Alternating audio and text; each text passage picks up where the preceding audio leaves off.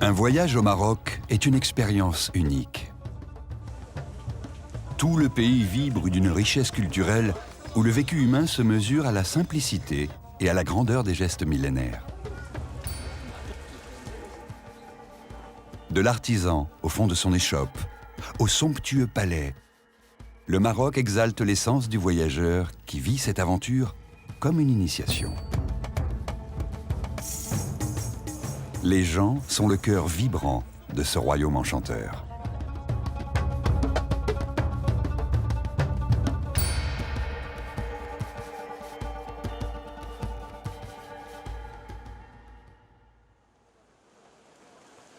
Rabat, capitale politique, a conservé un air paisible du haut de sa citadelle, dans la vieille ville, à l'abri de ses épais remparts. Point de vue imprenable pour regarder le va-et-vient des pêcheurs au rythme des marées. Aujourd'hui, ces paysages tranquilles où chaque petite scène de vie est un régal pour l'œil font presque oublier un passé plus mouvementé. À partir du XVe siècle, la côte fut explorée par les grandes puissances européennes et des pirates qui l'ont hérissée de fortifications. À quelques encablures, séparée par un estuaire, la ville de Salé, grande rivale de Rabat, était un repère de pirates.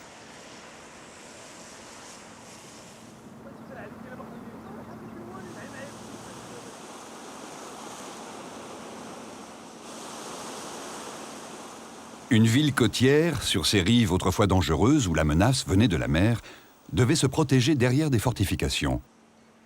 Contraste saisissant dès la muraille passée.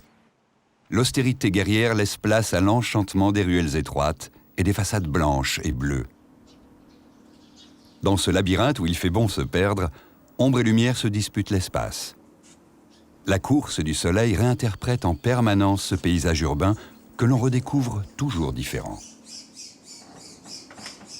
Des silhouettes discrètes hantent ce lieu magique. Ici, on préfère marcher à l'ombre en espérant croiser sur son chemin un brin d'air rafraîchissant, comme une histoire venue de la mer.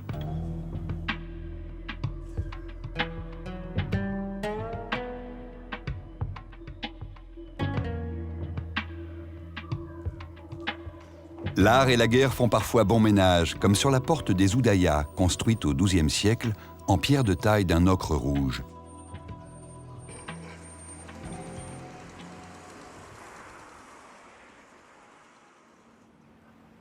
La muraille encercle la Casbah jusqu'au bourg Greg, avec à son extrémité le jardin des morts, un autre havre de paix où l'on vient flâner tranquillement.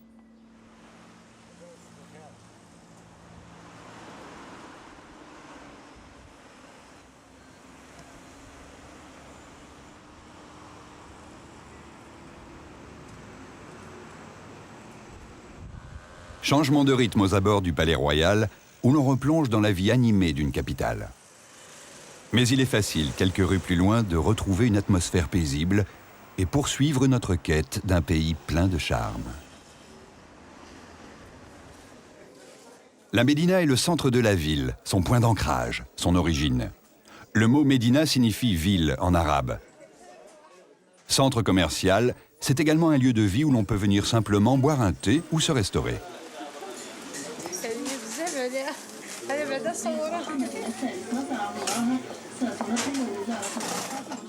La Médina reste un lieu d'activité essentiel pour le petit commerce et l'artisanat. On trouve beaucoup d'échoppes spécialisées dans les tapis et le cuir. Piège redoutable pour les touristes peu habitués au marchandage, ce petit monde grouillant occupe plus de 6000 personnes.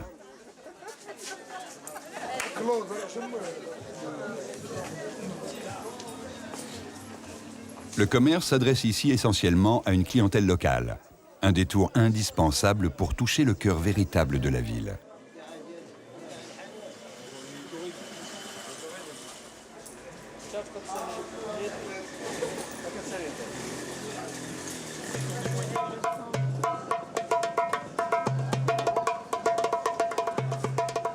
Rabat, ville royale, rend hommage à ses souverains dans une impressionnante et fastueuse nécropole protégée par la cavalerie royale.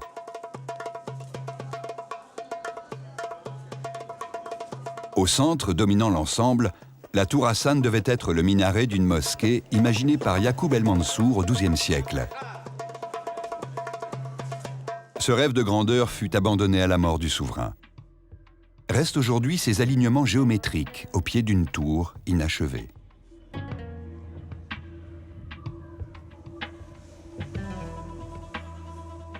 D'une hauteur de 44 mètres, ces proportions laissent deviner une taille 2 fois plus importante. Aujourd'hui, les vestiges laissent simplement imaginer la démesure du projet arrêté net dans sa course à la grandeur. Le mausolée de Mohamed V abrite le sarcophage de Mohamed V et celui de ses deux fils, le prince Moulay Abdallah et le roi Hassan II, mort en 1999. C'est un grand monument historique pour le Maroc. Et il y a 3 rois au Maroc. Mohamed V et Hassan II, Moulay Youssef.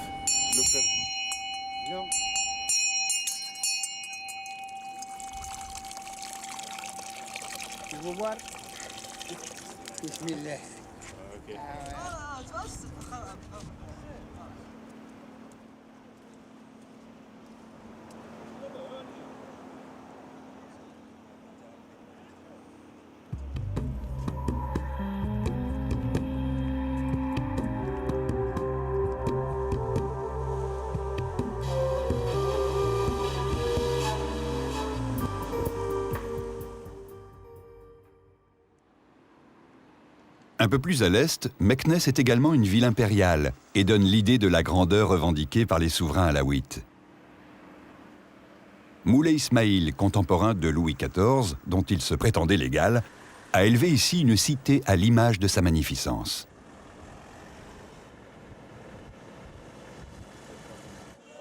À la nuit tombée, quand la ville s'illumine, on goûte à ce décor enchanté, bercé par les appels à la prière provenant de la grande mosquée.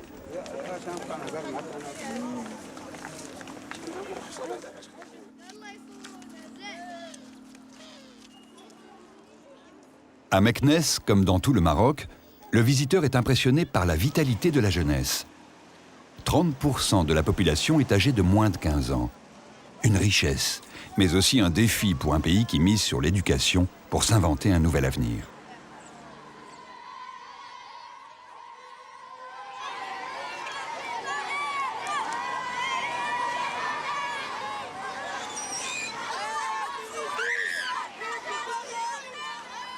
Le Maroc demeure un pays où les activités traditionnelles font vivre une partie importante de la population. Héritage somptueux, incroyable décor, même au cœur des villes, les traditions rythment le quotidien. Cet équilibre subtil entre tradition et religion donne un sens divin aux gestes, aux attitudes de tous les jours.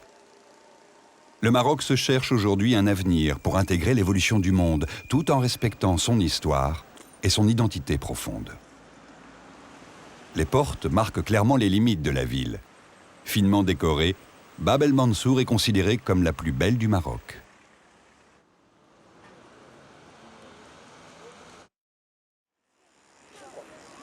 Juste en face, la place El Émid fait la jonction entre la ville impériale et la Médina. Elle est le théâtre improvisé de bonimenteurs qui trouvent un public complaisant et amusé.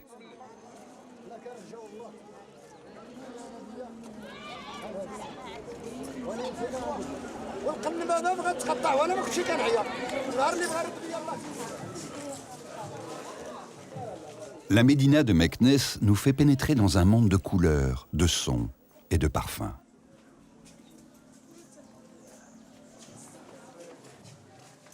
Impossible de ne pas céder aux appels incessants des pâtisseries, dont les étals occupent un espace important, surtout pendant le ramadan.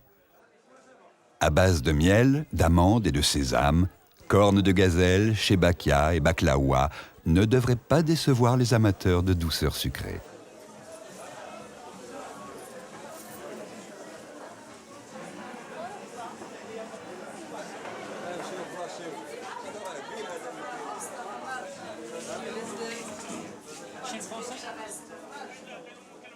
Le souk de la Médina est une invitation pour les gourmets. La cuisine marocaine, reconnue comme l'une des meilleures du monde, développe une incroyable palette de saveurs dont la base est constituée de produits de qualité. Fruits et épices se partagent les étals des boutiques dans une mise en scène qui met déjà en appétit. Les plats offrent un spectacle qui réveille les sens. Couleurs, parfums, saveurs, les recettes se transmettent dans les familles d'une génération à l'autre. Et bien sûr, on retrouve dans le souk tous les produits naturels qui font aussi le goût du Maroc. Menthe fraîche, olives ou dattes. Il ne faudrait surtout pas se priver. Le sourire en prime.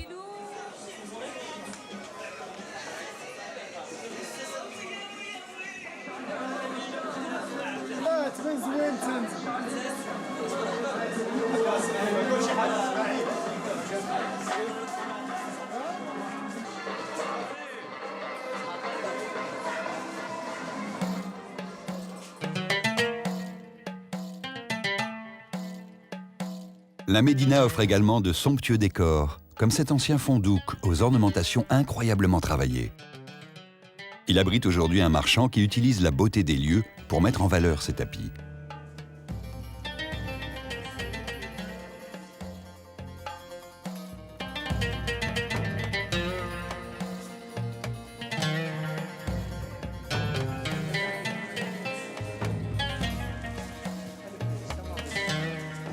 La Médersa, édifice caractéristique des cités musulmanes, est une école coranique. Pour étudier les écritures sacrées, on a voulu le plus beau et la décoration égale celle d'un palais princier. Le bâtiment s'organise à partir d'une cour centrale agrémentée d'une fontaine. Sur les côtés s'ouvrent les iwan, des salles où les professeurs dispensaient leur enseignement. Dans la Médina, les commerces jouxtent les lieux de culte, mais le centre est marqué par la présence de la mosquée autour de laquelle la vie s'organise. La Médina est un espace à apprivoiser. Façonnée par des siècles de pratique, elle est l'image de ce qui se vit entre ces murs. Il faut observer pour comprendre. Et aller de rencontre en visite pour que ce monde fascinant dévoile quelques-uns de ses secrets. Autre curiosité, le bassin de l'Agdal est un réservoir creusé par Moulay Ismaïl pour irriguer les jardins du palais et alimenter en eau les bains de son harem. Non, c'est une réserve d'eau. Ici, il y a des poissons dans l'eau, mais personne ne peut nager. C'est parce que l'eau n'est pas claire.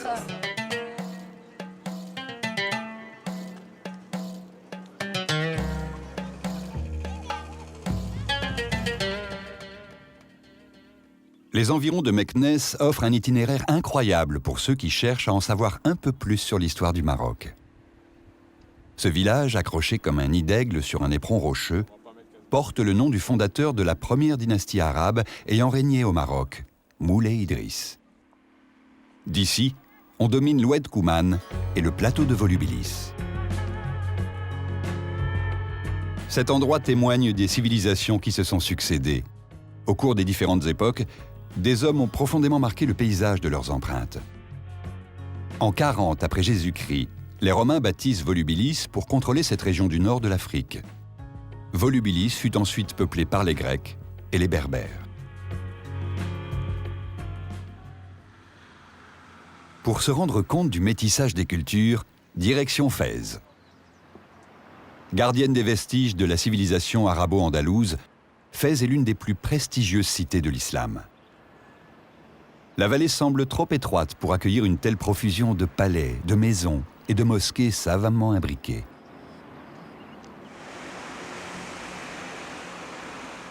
Peuplée d'artisans habiles, de marchands avisés et de fins lettrés, instruite et commerçante, troisième ville du Maroc, Fès revendique la place de capitale culturelle.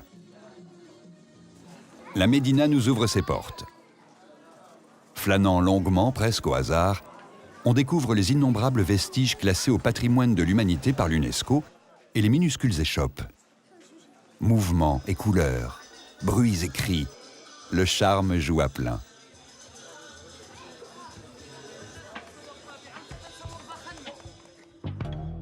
Au détour d'une rue, le palais Glaoui cache son jeu derrière des murs gris et anonymes. Récupéré par le pacha de Marrakech, il est aujourd'hui à l'abandon, délaissé par ses propriétaires qui n'ont pas les moyens d'entreprendre une restauration urgente.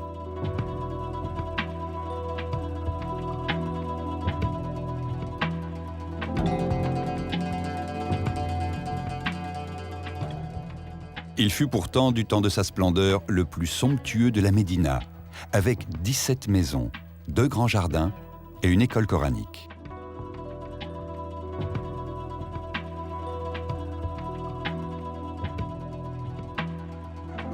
Seuls les chats et un gardien passionné vivent dans ces lieux hors du temps. Abdou Boukar est artiste. Avec ses faibles moyens, il essaie de préserver la mémoire des lieux des ravages du temps. Abdou est né dans ces murs. Son grand-père occupait la charge d'intendant au service du pacha de Marrakech. La cuisine à l'abandon témoigne des fastes d'une époque révolue.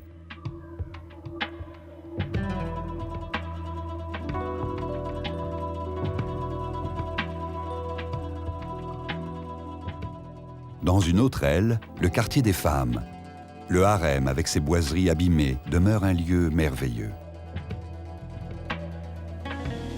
L'une des chefs-d'œuvre de la Médina de Fès, le plus beau pays de la Médina de Fès. C'est un patrimoine qui est en train de se dégrader. J'espère bien qu'on fasse quelque chose pour préserver ce bijou de la Médina de Fès.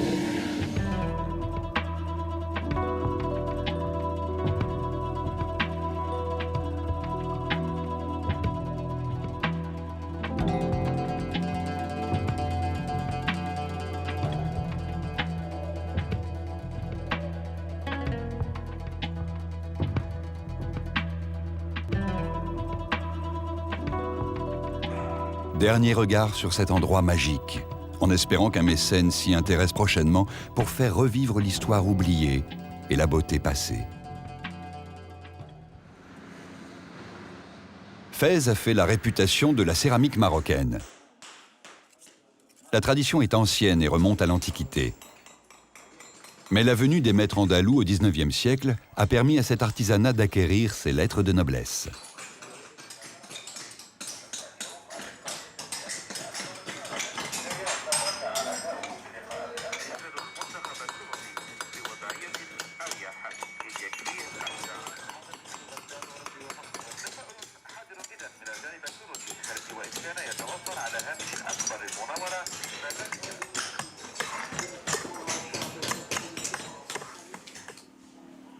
Le travail d'ornementation réclame minutie et précision pour créer des pièces uniques.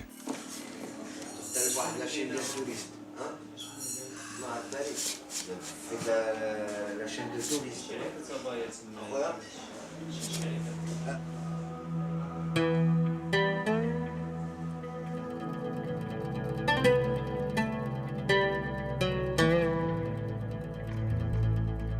La Médina de Fès apparaît comme un conservatoire des métiers traditionnels, dont certains subsistent on ne sait par quel miracle. En remontant le chemin pris par les ânes chargés de peaux, on tombe sur le quartier des tanneurs.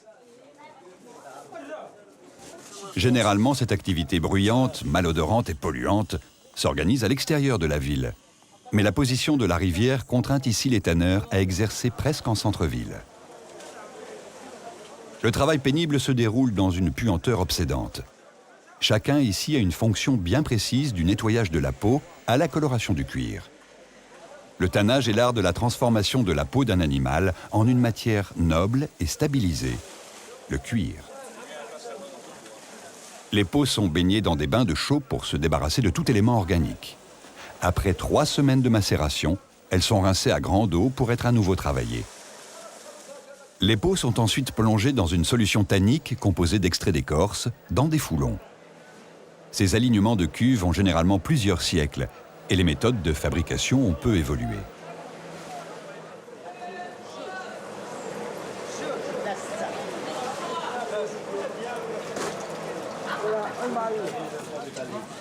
Les peaux sont essuyées et triées en fonction de leur qualité et partent ensuite chez les commerçants. Les négociations donnent généralement lieu à des discussions animées.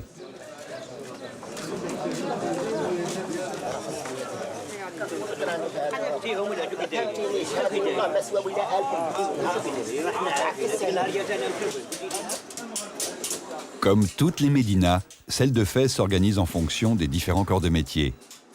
Le bruit est un bon indice, et le martèlement du métal indique que l'on est place SC Farine, autour de laquelle se trouvent les ateliers des dinandiers.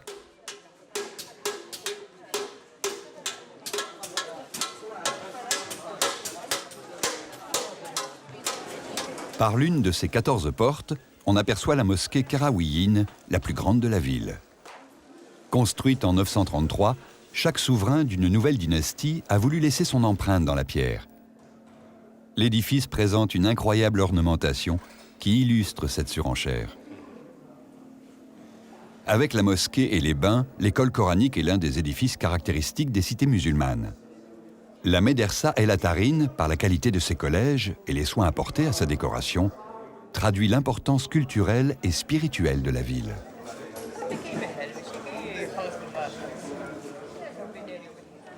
Sur la place de la fontaine Nedjarine, les artisans rivalisent de talent aux portes d'un autre bâtiment superbe. Le fondouk en Nedjarine est une construction qui date du XVIIIe siècle, restaurée par des fonds privés avec le savoir d'artisans qui ont remis au goût du jour des techniques ancestrales. Le fondouk abrite désormais le musée des arts et métiers du bois.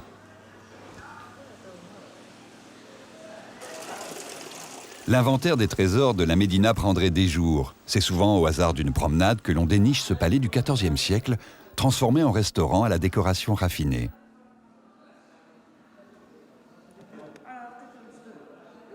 Ou encore le palais Mnebi, palais somptueux du XIXe siècle où le général Lyautey vécut lors de son arrivée au Maroc. Le palais est entretenu par des fonds privés et est utilisé à l'occasion de grandes réceptions.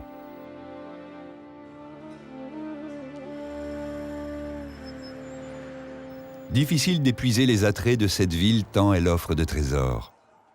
Sa découverte restera une expérience unique au cours d'un voyage au Maroc.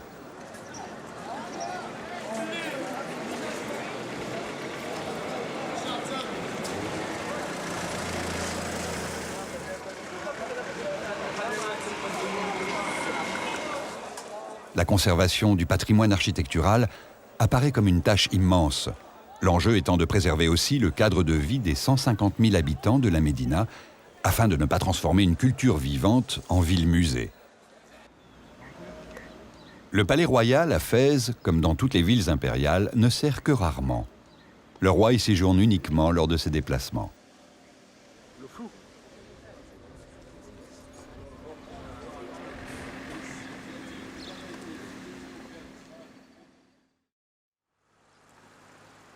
Cap au sud. Après la traversée du Moyen Atlas, le décor change radicalement.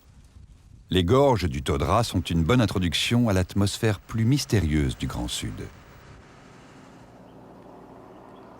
La palmeraie de Tinnérir est un paradis de fraîcheur et de verdure, dans un environnement particulièrement aride en été. C'est un milieu fragile qui nécessite les soins incessants apportés par l'homme. Après le Haut Atlas, on retrouve les demeures en pisé, typiques du sud marocain. Ces demeures en terre, dont certaines existent depuis plusieurs centaines d'années, résistent tant bien que mal aux assauts de la pluie et du soleil. La richesse des palmeraies est le dattier. Il produit généralement entre 30 et 100 kg de dattes en fonction de sa taille. Les racines sont immenses et absorbent quotidiennement de 300 à 700 litres d'eau. Ramassées puis triées au pied de l'arbre, les dattes sont plus ou moins charnues et sucrées selon l'espèce. Certaines sont ensuite directement séchées sur le toit des habitations. La palmeraie abrite aussi des arbres fruitiers et des petits champs de culture maraîchère, des céréales et du fourrage qui permettent aux habitants une relative autonomie pour se nourrir.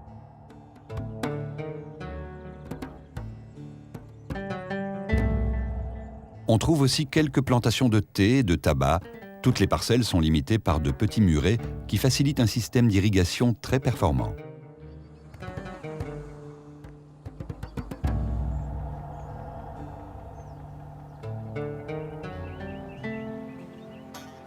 Contrairement à d'autres palmeraies, celle de Tinnérir est relativement saine. Le bayou, un champignon parasite, n'a pas encore fait de ravages sur les palmiers dont dépendent le fragile équilibre de cet écosystème particulièrement sensible.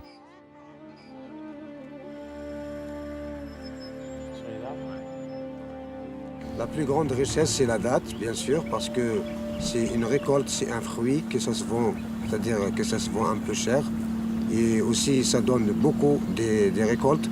Pour un palmier, il peut donner jusqu'à 40 kilos. Ibrahim connaît par cœur les chemins qui mènent de la Palmeraie à la vieille ville. Il nous ouvre les portes d'un monde secret et paisible. Cette architecture typique de cette région est faite à partir de pisé, de la terre humidifiée malaxée avec de la paille et du gravier. Les murs, à la base, font plus de 80 cm d'épaisseur et sont élevés sur des fondations en pierre ou en galets. Les artisans travaillent à l'ombre de ces demeures. L'artisanat de la ville est réputé, permettant ainsi à la Palmeraie de prospérer. Le travail est long et fastidieux, mais le résultat est superbe, comme pour ces tapis berbères.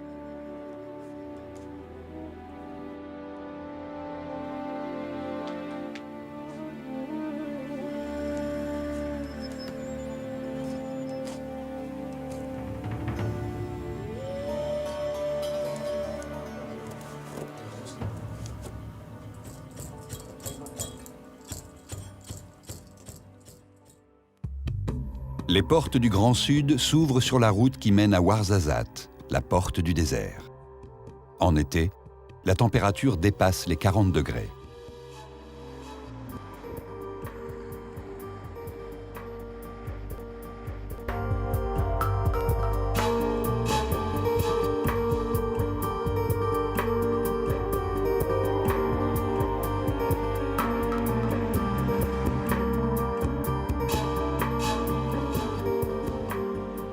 La Palmeraie de Boulman, au débouché du Dadès, est moins fournie.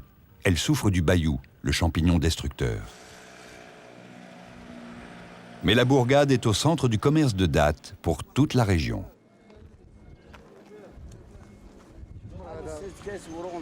Au marché, les agriculteurs négocient leurs produits. Les dattes sont importantes dans l'alimentation au Maroc. C'est également dans ces villages un signe de bienvenue, au même titre qu'un verre de lait ou une tasse de thé à l'attention du voyageur ou de l'ami.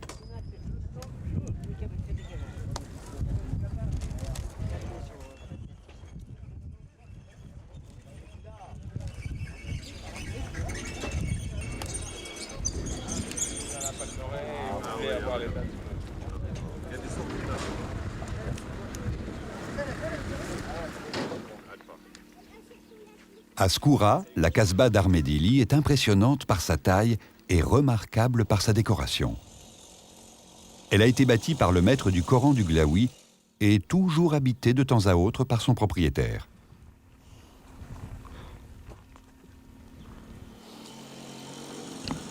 Ouarzazate, un nom mythique avant les vastes étendues sahariennes. La ville met aujourd'hui en avant ses décors exceptionnels pour le tournage de films.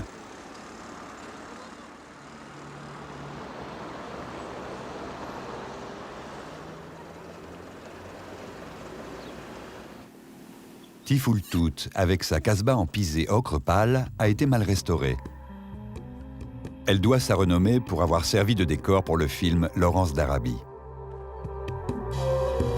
À Aïd Benadou, le nouveau village est installé de l'autre côté de l'Oued, que l'on traverse à sec pour se rendre vers le Ksar, où demeurent encore quelques familles. Le Ksar de Aïd Benadou est le plus impressionnant du Maroc, avec des habitations serrées à l'abri d'un rempart aveugle. Là-haut, dans l'Atlas, les orages éclatent et en l'espace de quelques instants, l'Oued, encore sec, quelques minutes auparavant, se met à gonfler de manière impressionnante.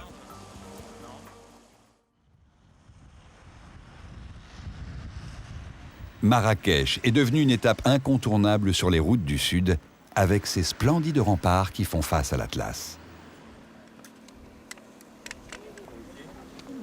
La Ménara est une oasis recherchée.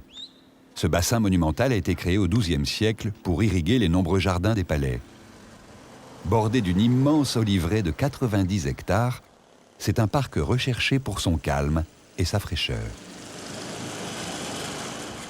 Les remparts de l'Agdal et la Ménara ont d'ailleurs été intégrés au domaine royal qui en assure l'entretien. Le célèbre minaret de la Koutoubia est considéré comme un pur joyau de l'architecture hispano-mauresque.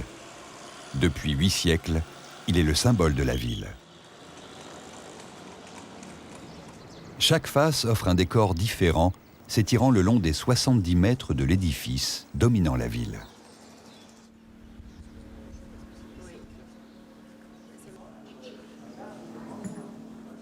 Les jardins des tombeaux saadiens sont une oasis de calme dans le tumulte de la Médina.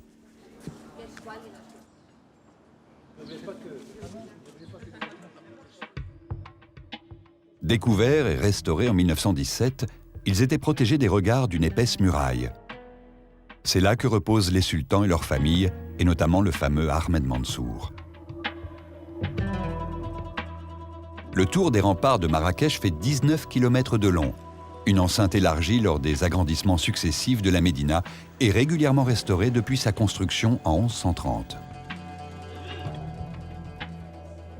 La Médina de Marrakech est complexe, témoin de plus de 1000 ans d'histoire où chaque dynastie, depuis les Almoravides, a laissé sa marque. Et on se laisse porter comme dans un rêve, où une beauté succède à une autre.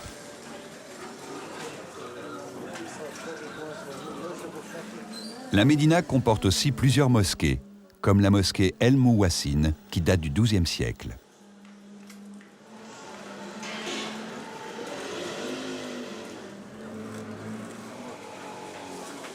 La Médina est savamment découpée, même si rien ne l'indique, comme le souk des teinturiers, où les tissus sèchent au-dessus des étals. Les artisans travaillent sur place, une activité florissante grâce à l'expansion du tourisme.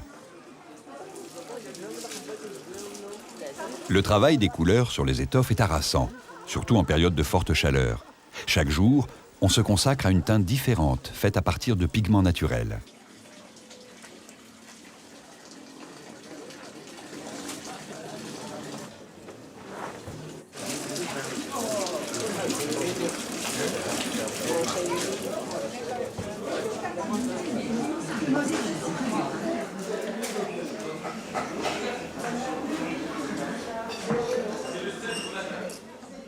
Le quartier des tanneurs est un peu à l'écart, mais les cuirs sont travaillés et transformés de manière remarquable.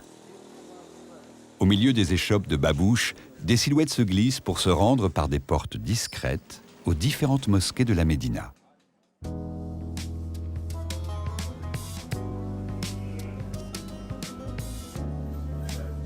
La Médina recèle d'endroits étonnants. Les riads, ces riches demeures qui, restaurées et adaptées à la mode occidentale, deviennent de luxueuses résidences. Véritables havres de paix, ils sont de plus en plus recherchés des touristes, mais aussi des célébrités qui rêvent de s'inventer une vie princière. La restauration de ces demeures est devenue une activité florissante. Il suffit de promener son regard sur les toits pour deviner des terrasses ou des lieux originaux, comme dans un tout autre style, ce fondouk transformé en un atelier d'artisanat. Ici, c'est un caravansérail. On l'appelle en arabe fundouk. Fundouk, sa traduction en français, c'est un hôtel. Mais ces hôtels, ils étaient pour les caravaniers qui viennent des autres régions. Et là-bas, au milieu, il était l'hebdomadaire, au marché.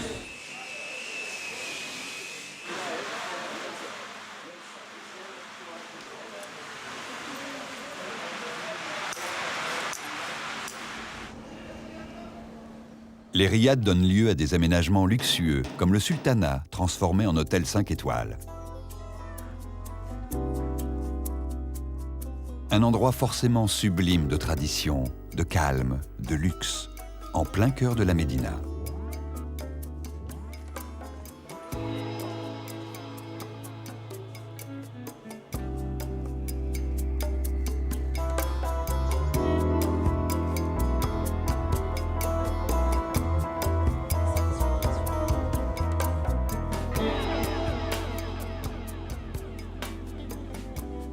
Sur la terrasse, très vite, les bruits de la rue rappellent que nous sommes dans la Médina, avec ses échoppes bruyantes et animées.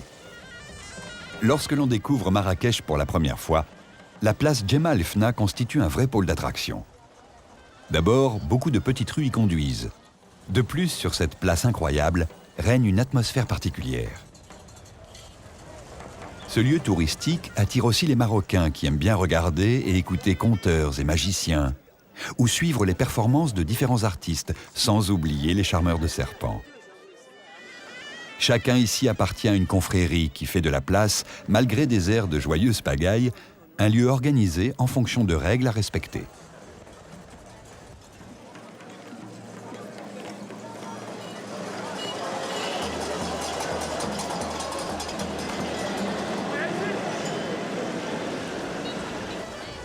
À la fin de la journée commencent les préparatifs du ftor, le premier repas qui rompt le jeûne pendant le ramadan.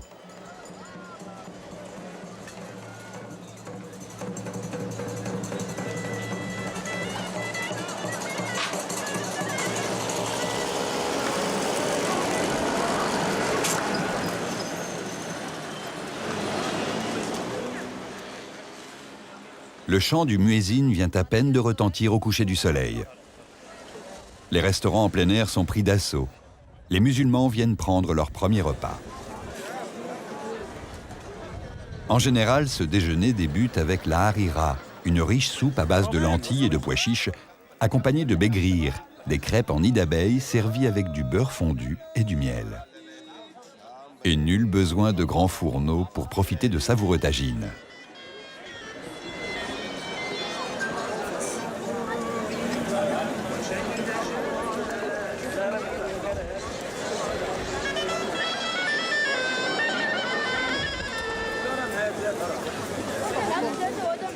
Les touristes viennent aussi pour dîner à la table de ces petits restaurants familiaux transmis de père en fils et qui proposent chacun une spécialité.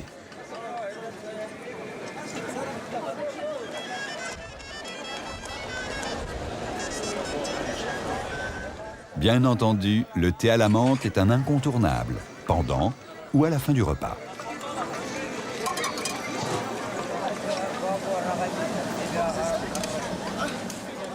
La concurrence est rude entre les tables. Même si la plupart ont une très bonne réputation, pour attirer le client, les chefs soignent bien sûr la cuisine, mais n'hésitent pas aussi à faire monter l'ambiance.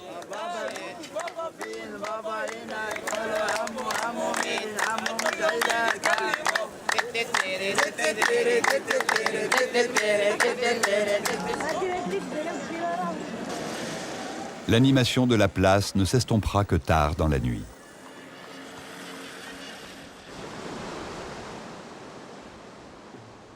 Quitter Marrakech. Direction la mer, à travers les plaines arides et les forêts de Tuya et d'Arganier, jusqu'à Essaouira. Contrainte de se protéger des pirates de tous bords, Essaouira, l'ancienne Mogador, est une véritable citadelle posée sur les rochers. La ville citadelle a été façonnée par les Portugais, puis par les dynasties alaouites. La scala du port est impressionnante, avec une batterie de canons fabriqués en Espagne. La ville est parsemée de pièces d'artillerie, témoins de son histoire tumultueuse. Mais aujourd'hui, la ville évolue à un tout autre rythme, le long des remparts où les familles prennent tranquillement le soleil, en surveillant du coin de l'œil les devoirs des enfants.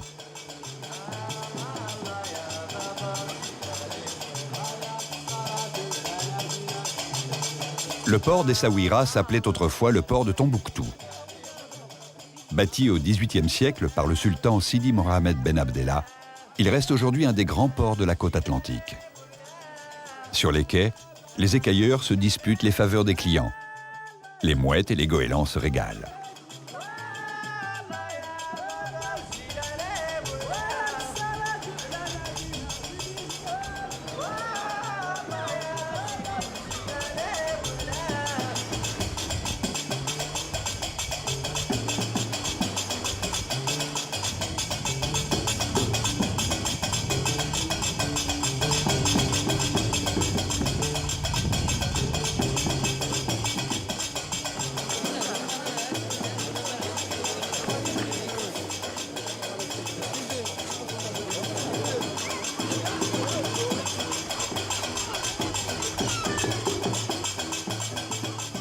Certains ont comparé Essaouira à Saint-Malo, la cité corsaire française.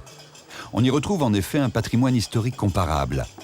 Mais de l'autre côté des remparts, la ville s'étend à travers de longues rues dans la Médina ou le Mela, l'ancien quartier juif aujourd'hui délaissé par les familles d'origine. Malgré leur apparente solidité, les remparts sont aussi l'objet de toutes les attentions. Essaouira est aussi une cité d'artistes et d'artisans. La ville s'organise autour de ces rues rectilignes, à angle droit, coupées par des portes qui ont notamment pour fonction de briser les alizés qui soufflent régulièrement sur la citadelle. Fidèles à une tradition locale, les Gnawa, descendants d'anciens esclaves, sont réputés pour leur musique de trance. C'est une musique qui raconte l'histoire des esclaves. Alors, C'est ça la musique Gnawa. L'histoire, c'est les Noirs qui rentrent au Maroc des années longtemps.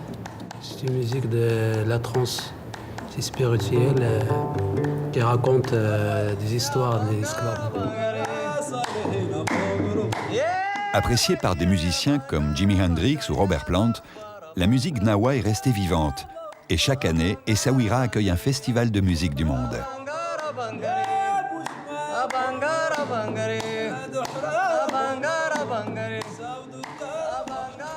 Le travail du bois, la marqueterie, l'incrustation sont réputés. Les artisans travaillent le tuya et l'argousier qui parfument délicatement les ateliers.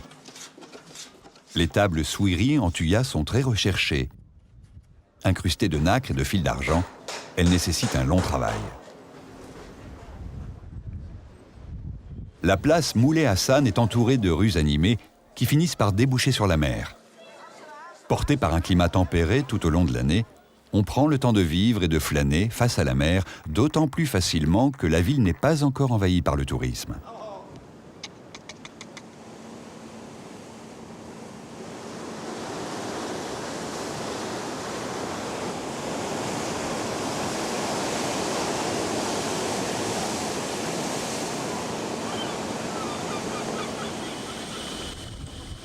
De l'autre côté du port, le chantier naval fabrique toujours des boutres et des chalutiers en bois.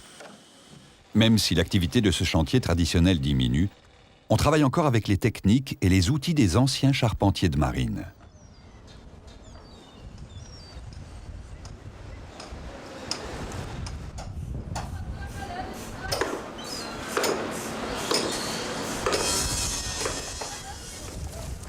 Pendant de nombreuses années, le port d'Essaouira a été le premier port sardinier du monde.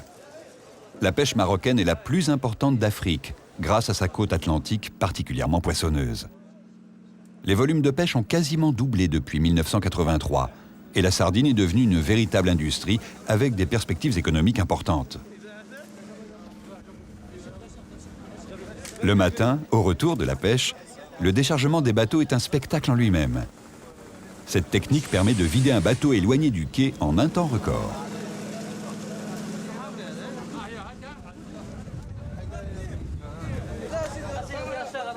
La pêche va partir ensuite chez les grossistes et dans les conserveries pour être mise en boîte.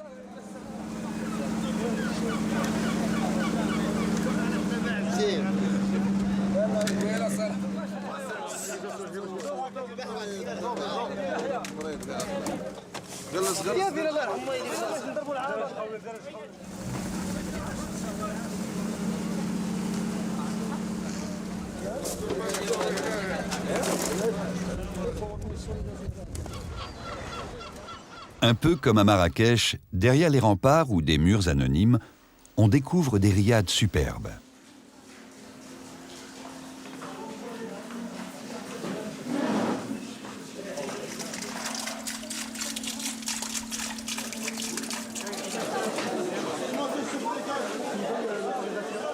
Plus bas, dans la ville, le poisson est toujours présent. La cuisine d'Essaouira utilise beaucoup de poissons, avec des légumes et des épices. C'est aussi pour les habitants une source d'approvisionnement privilégiée, avec des arrivées de denrées fraîches plusieurs fois par jour.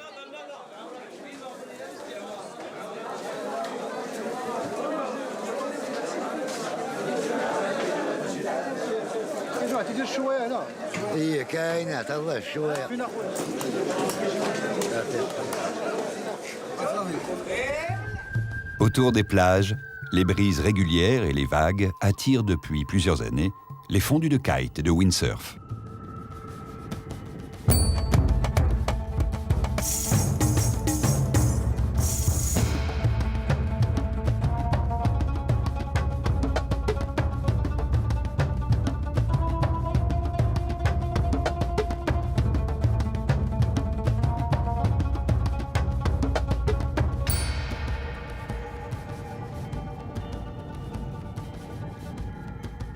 En quittant Essaouira vers le sud, on a peu de chances d'être dérangé sur les longues plages désertes, si ce n'est par le passage de quelques chameaux remontant le long de la côte.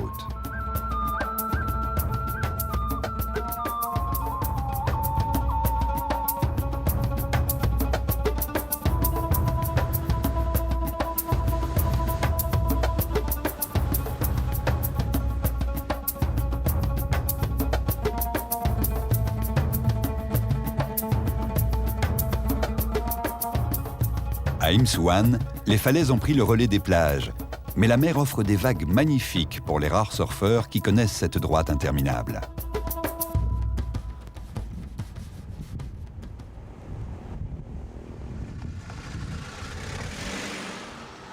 Agadir est bien sûr une grande station balnéaire, mais c'est aussi le grand port de pêche de la côte atlantique et sans doute l'un des ports sardiniers les plus importants au monde. Plus d'une quarantaine de conserveries sont installées dans les environs pour exploiter ces ressources.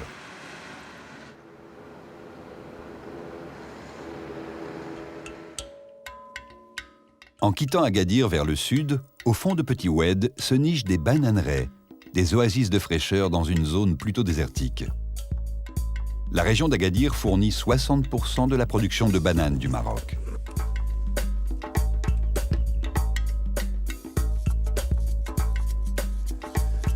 L'huile et la pâte d'argan réalisées à partir des amandes de l'arganier sont également une spécialité de la région. On en fait une pâte et une huile très recherchée pour son goût, mais aussi pour ses différentes vertus. Elle limiterait notamment le risque d'hypertension artérielle. On l'utilise aussi en cosmétique et en pharmacologie.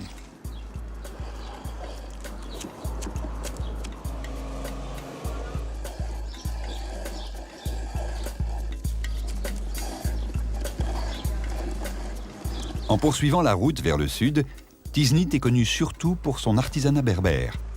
La ville est relativement récente. Les remparts datent du XIXe siècle.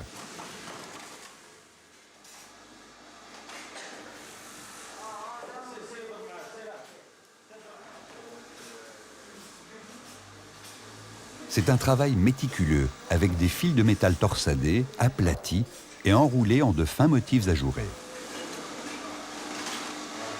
Tiznit, c'est des juifs, des travaux, des bijoux. Tradition des juifs berbères. Après, il y a aussi des juifs qui sont laissés ces métiers-là pour les berbères. Et les berbères, ils sont connus, contenus de ce travail-là, toujours. Et il y a même les gens qui travaillent aussi dans leur maison comme ça. À la campagne, dans le sud surtout, le goût pour la parure est très important. Les plus beaux bijoux sont en argent, d'autres sont en bronze. Mais si humble soit le métal, il garde toujours une grande noblesse, avec une grande pureté dans les lignes, avec des dessins géométriques. La réserve de Massa est exceptionnelle. C'est une oued qui donne sur la mer, un espace encerclé de dunes et protégé. Aujourd'hui, cet espace préservé est connu des ornithologues pour abriter une multitude d'espèces en voie de disparition, comme l'ibis chauve. Une poignée de volontaires a également entrepris de nettoyer progressivement toute cette zone et tentent d'éloigner comme ils peuvent les braconniers.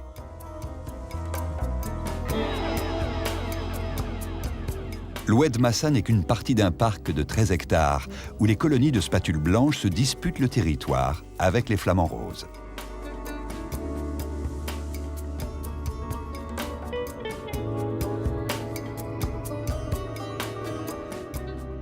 Il faut un œil exercé pour distinguer un balbuzard pêcheur d'un ibis falcinelle au plumage brun acajou.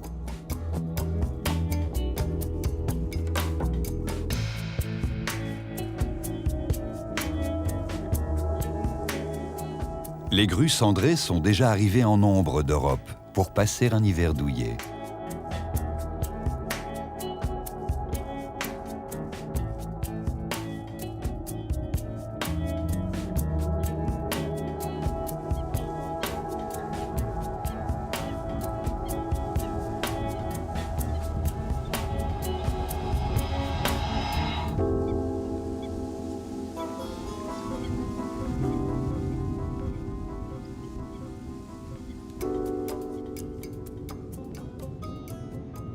Les plus belles plages, quasi désertes toute l'année, sont bien sûr à l'écart des centres touristiques.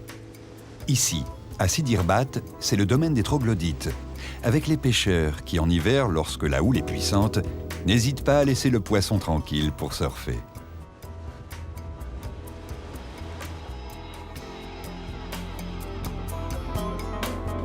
La saison vient de s'achever et les barques retournées livrent leurs coques bleues à la chaleur du soleil devant les habitations troglodytes.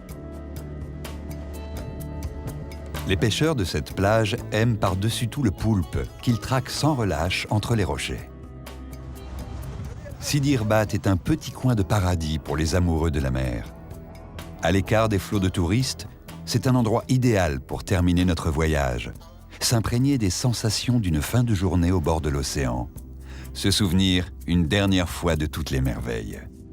Les images d'un Maroc enchanté, qui sur l'immensité de ses plages, défilent comme la douceur d'un songe.